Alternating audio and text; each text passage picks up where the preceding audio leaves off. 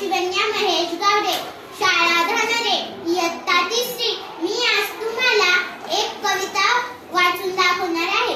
माझ्या कवितेचे नाव आहे शाळा सुटली. शाळा सुटली, पाटी फुटली, आई मला भूक लागली. शाळा सुटली, पाटी फुटली, आई मला भूक लागली.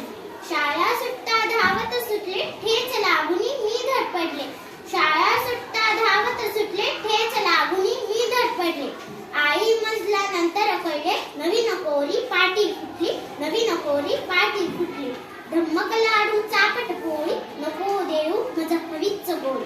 धम्मक लाडू चापट पोळी, नको देऊ मज हवीच गोळी.